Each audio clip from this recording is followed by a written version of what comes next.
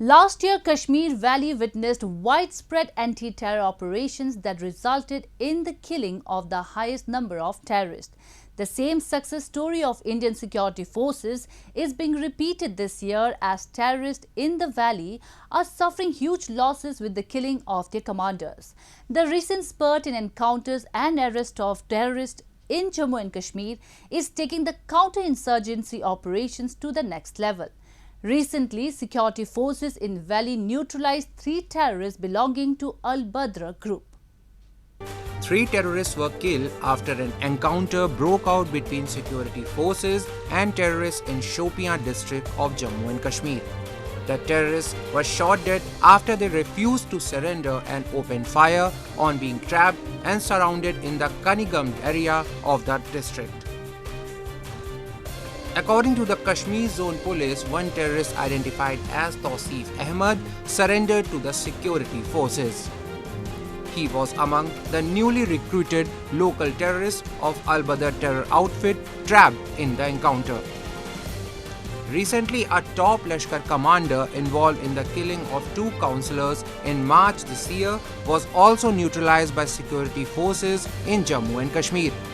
A large quantity of arms and ammunition was also recovered from them.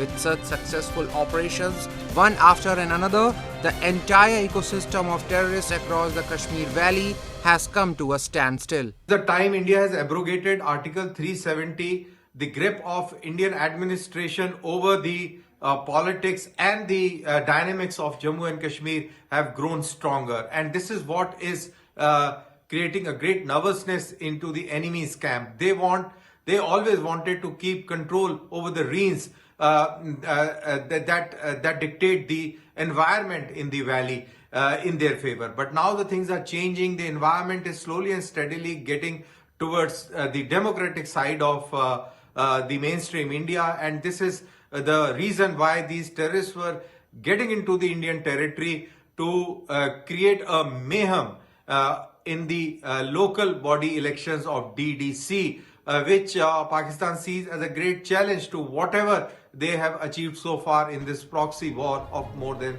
30 years. Pakistan seems to be frustrated with this crackdown on terror. Hence, Pakistan-backed terror groups like Al-Badr are continuously attempting to disrupt peace in the valley, but the vigilant security forces are successfully preventing every possible attack. Recently, police arrested 2 terrorists and 3 associates of Al-Badr outfit and seized arms and ammunition in North Kashmir's Kupwara district. On one hand, Pakistan is desperate to push in terrorists in the valley, and on the other hand, it is attempting to disrupt communal harmony in the region. The terrorists backed by the Pakistan forces are misusing religious places like mosques to carry out attacks in Jammu and Kashmir. Such instances were also noted during the recent attack in Shopian, where terrorists were holed up inside the Jama Masjid.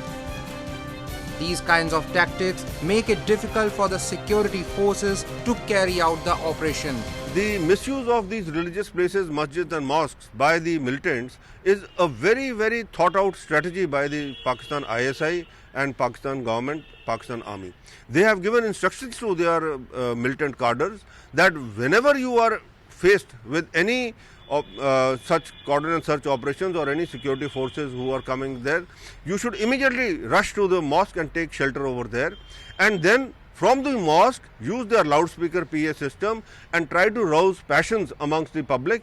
They're telling them that look, their mosque is under attack, their religious sentiments are under attack, and they should come out in support of the military. Indian security forces have successfully managed to burst various strategies of terror in Kashmir.